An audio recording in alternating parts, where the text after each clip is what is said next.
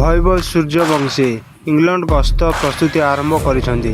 ଏହି ପ୍ରସ୍ତୁତିବଦ୍ଧ ବାମହାତୀ ଓପନର ବର୍ତ୍ତମାନ ବାଙ୍ଗାଲୋରର ଜାତୀୟ କ୍ରିକେଟ ଏକାଡେମୀରେ ଇଂଲଣ୍ଡ ଗସ୍ତ ପାଇଁ ପ୍ରସ୍ତୁତି କରୁଛନ୍ତି। 14 ବର୍ଷ ବୟସରେ ନିର୍ଭୀକ ଭାବରେ ବ୍ୟାଟିଂ କରୁଥିବା ଭୈଭବଙ୍କୁ ଭାରତ 19 ବର୍ଷରୁ କମ୍ ଦଳରେ ମନୋନୀତ କରାଯାଇଛି। IPLରେ ସେ ପ୍ରଥମ ଥର ପାଇଁ ଇଂଲଣ୍ଡରେ ପ୍ରତିଯୋଗିତାମୂଳକ କ୍ରିକେଟ ଖେଳିବାର ଦେଖାଯିବେ।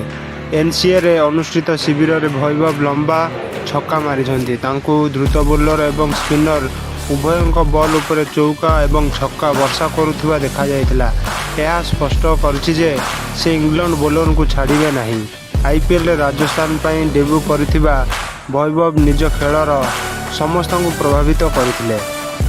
ଭାରତ ଅଣ୍ଡର-19 ଦଳ ଚଳିତ ମାସ ଶେଷରେ ଇଂଲଣ୍ଡ ଗସ୍ତ କରିବ, ଯେଉଁଠାରେ ସେମାନେ ଆୟୋଜକ ଦଳ ବିପକ୍ଷରେ 5ଟି ଦିନିକିଆ ଏବଂ 2ଟି ଟେଷ୍ଟ ମ୍ୟାଚ୍ ଖେଳିବେ। ସିରିଜର ପ୍ରଥମ ଦିନିକିଆ 27 ଜୁନରେ ହୋବର କାଉଣ୍ଟି ଗ୍ରାଉଣ୍ଡରେ ଖେଳାଯିବ। ଭାରତ ଅଣ୍ଡର-19 ଦଳର ନେତୃତ୍ୱ 17 ବର୍ଷୀୟ ମୁମ୍ବାଇ ବ୍ୟାଟର ଆୟୁଷ ମାତ୍ରେ ନେବେ। ମୁମ୍ବାଇର ଏହି ଟପ୍ ଅର୍ଡର ବ୍ୟାଟର ଗତ ମାସରେ ଭାରତ ଅଣ୍ଡର-19 ଦଳର ଅଧିନାୟକ ଘୋଷଣା କରାଯାଇଥିଲା। ସେ ସୂର୍ଯ୍ୟବଂଶୀଙ୍କ ସହ ଇନିଂସ ଓପନିଂ କରିବେ।